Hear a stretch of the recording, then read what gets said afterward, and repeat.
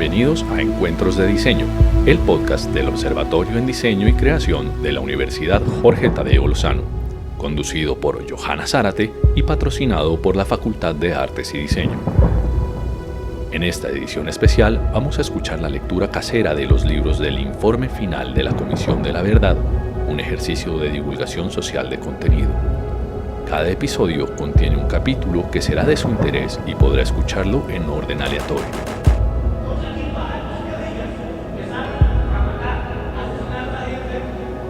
Hola a todos y todas. En esta edición especial de Encuentros de Diseño, queremos apoyar a una iniciativa ciudadana de lectura casera del Informe de la Comisión de la Verdad. En este episodio, escucharemos a Ana Cristina Restrepo Jiménez, periodista de la Universidad Pontificia Bolivariana, magíster en estudios humanísticos de EAFIT, columnista en El Espectador y El Colombiano, panelista en Blue Radio. Esperamos que sigan con esta lectura y la compartan con el mundo. Escuchemos. Esta es la cuarta entrega de la lectura del Informe Final de la Comisión de la Verdad, Colombia Adentro, Relatos Territoriales sobre el Conflicto Armado, Antioquia, sur de Córdoba y Bajo Atrato Chocoano. Ya habíamos leído el territorio, poblamientos y poblaciones, antecedentes del conflicto armado. En la entrega pasada habíamos leído los grupos insurgentes en Antioquia.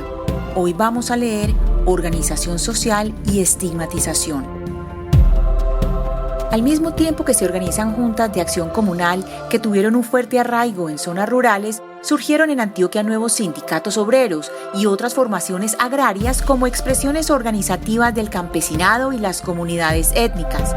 Los movimientos rural y urbano apuntaron en una misma dirección de cambio durante toda la década de 1960 y en los 70 alcanzaron su mayor expresión. En Antioquia, la herencia sindical se desarrolló con mucha fuerza durante toda la primera mitad del siglo XX, en un proceso que agrupó a trabajadores del sector oficial, minero, de la construcción, carpinteros, ebanistas, agricultores y trabajadores de la industria textil. En 1961 se fundó la Acción Sindical Antioqueña ASA, producto de la reconfiguración y división que vivió la Unión de Trabajadores de Antioquia UTRAN, que había nacido en 1994 con filiación conservadora, influencia de la Iglesia Católica y como contrapeso de la izquierdista Federación de Trabajadores de Antioquia, FEDETA, filial de la Confederación Sindical de Trabajadores de Colombia, CSTC, que tuvo origen en la década de 1930. Dentro del sindicalismo antioqueño se dieron, pues, rupturas y redefiniciones que dieron la pauta para la creación, entre 1962 y 1964, del Bloque Sindical Independiente de Antioquia, integrado por sindicatos independientes que tenían afinidad política con partidos comunistas, socialistas y maoístas. Posteriormente, se crearon la Federación Sindical de Trabajadores de Antioquia, FESTRAN, en marzo de 1969, y la Federación de Trabajadores Libres de Antioquia, FELATRAN, fundada en enero de 1974. En 1959 ya se habían creado los primeros sindicatos en Urabá, los cuales debieron clandestinizarse a causa de las persecuciones patronales, muchas de las cuales continuaron después del reconocimiento sindical por parte del gobierno en 1964. En efecto, en 1964 se conformaron en la región de Urabá sindicatos reconocidos por el gobierno. Dirigentes de la FEDETA crearon el Sindicato de Trabajadores del Banano, Sintrabanano, que se vio fuertemente afectado por el desarrollo del conflicto armado.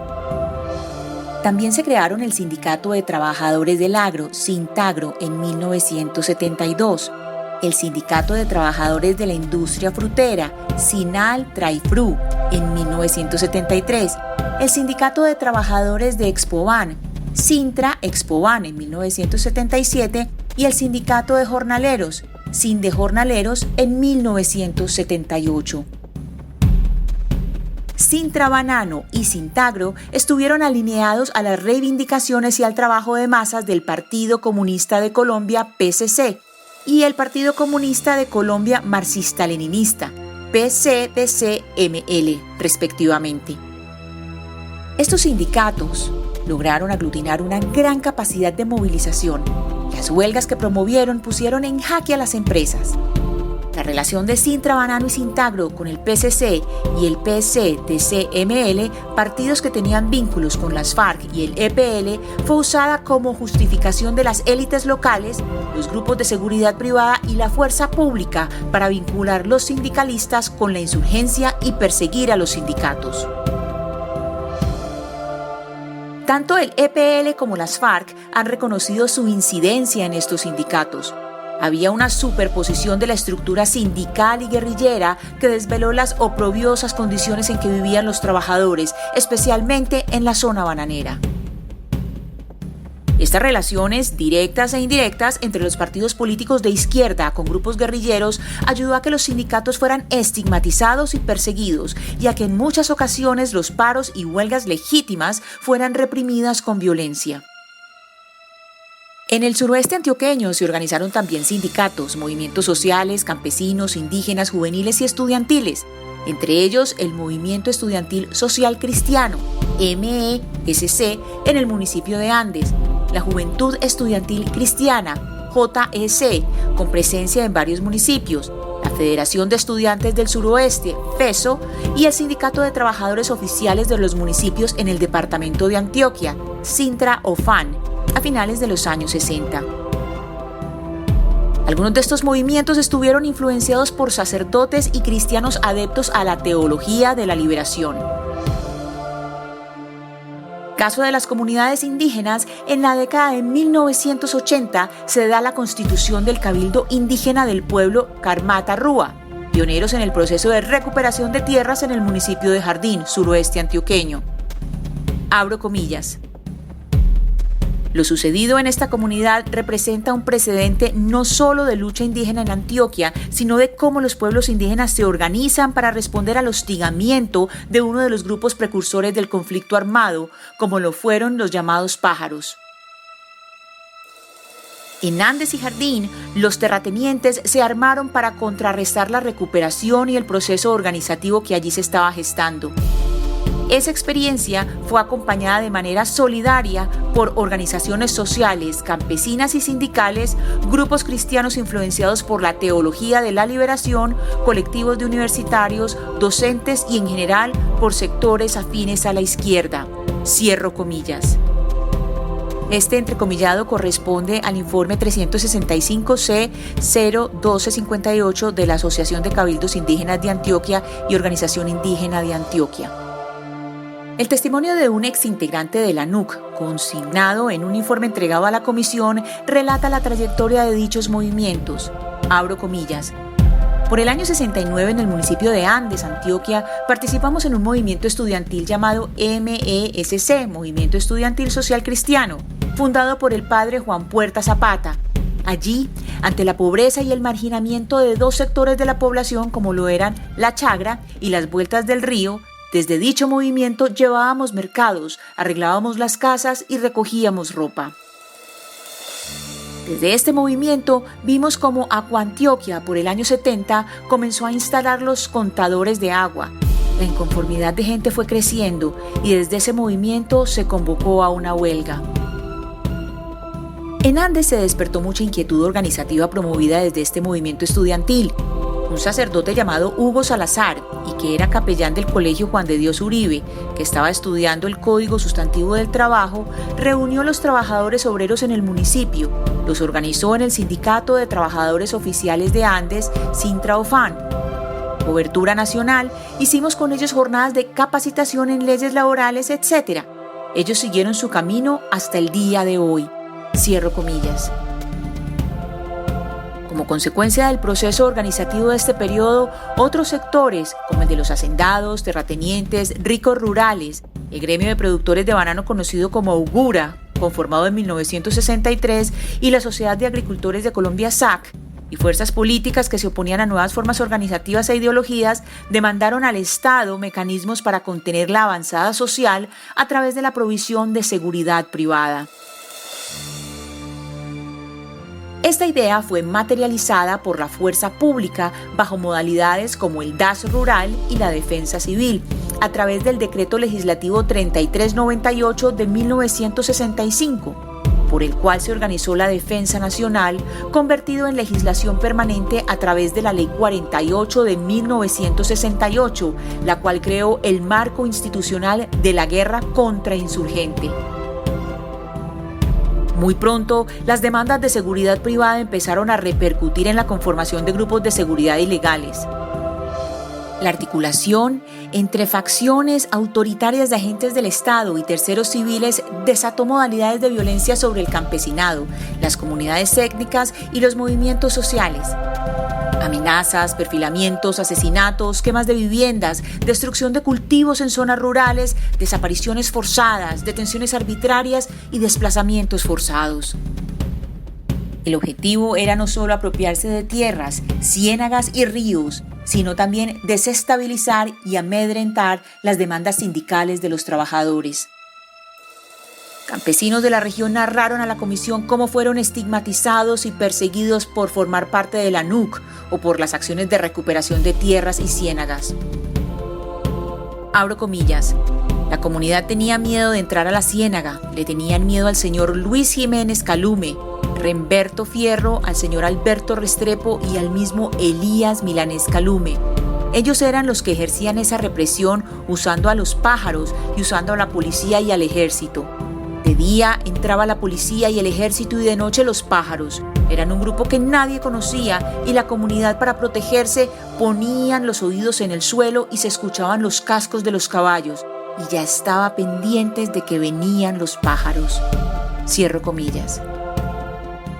Por otra parte, el 23 de febrero de 1963, en el municipio de Santa Bárbara, al suroeste del departamento de Antioquia, ocurrió la masacre de 12 obreros campesinos de la fábrica de cemento El Cairo. Fue perpetrada por fuerzas del ejército. Un líder sindical recordó ante la comisión cómo este hecho estuvo marcado por la estigmatización hacia todo aquello que era señalado de comunista. Abro comillas. Los obreros de cemento Santa Bárbara hicieron una huelga y fueron muchos los trabajadores asesinados, un número muy grande también de heridos. El hecho fue ejecutado por el ejército, pero si uno veía los periódicos, porque alguna vez me senté a mirar los periódicos de Antioquia y de Medellín de aquel entonces, se encontraba con que días antes y días posteriores al hecho, la estigmatización fue permanente. La estigmatización giró alrededor del hecho de ser comunistas y por estar atentando contra la propiedad privada. La estigmatización ha tenido un impacto y se ha hecho con un propósito nefasto, pernicioso y de mala fe. ¿Qué propósito tuvo también esta estigmatización? El de borrar del imaginario de la gente y de la sociedad los aportes del movimiento sindical. Cierro comillas.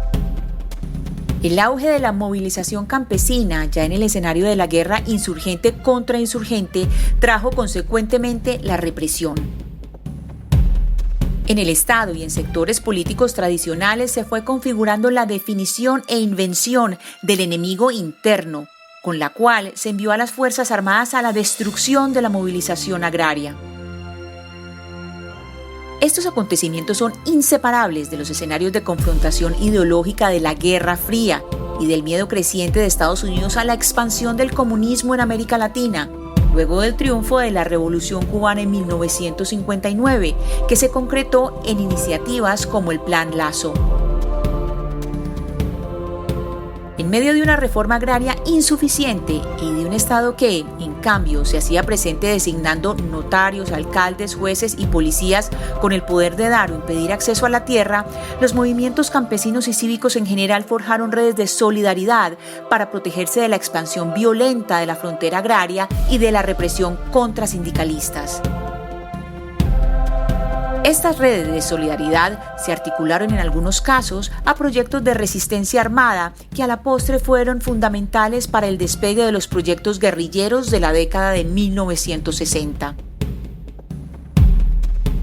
Álvaro Villarraga, directivo de la Fundación Cultura Democrática FUCUDE y ex líder político, resumió en diálogo con la comisión lo sucedido en el periodo presidencial de Guillermo León Valencia y cómo su gobierno propició una serie de condiciones para que emergieran las insurgencias en el país y su particular expresión entre Antioquia y el sur de Córdoba.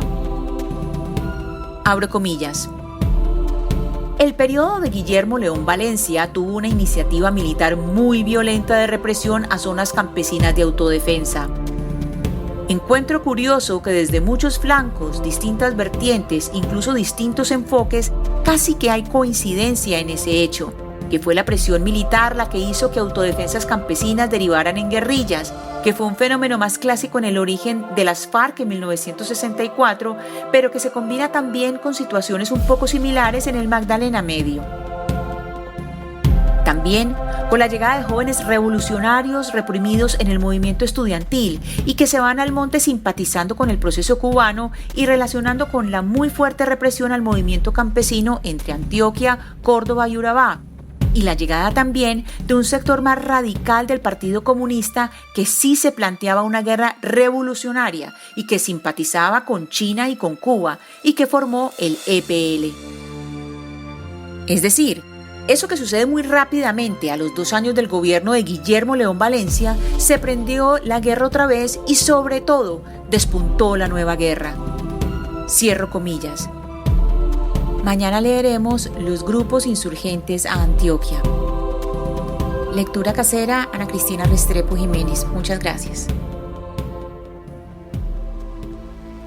Acabamos de escuchar la lectura del informe de la Comisión de la Verdad, una entidad de Estado que busca el esclarecimiento de los patrones y causas explicativas del conflicto armado interno que satisfaga el derecho de las víctimas y de la sociedad a la verdad, promueve el reconocimiento de lo sucedido, la convivencia en los territorios y contribuye a sentar las bases para la no repetición mediante un proceso de participación amplio y plural para la construcción de una paz estable y duradera, con la cual Encuentros de Diseño desde la Universidad Jorge Tadeo Lozano se ha comprometido.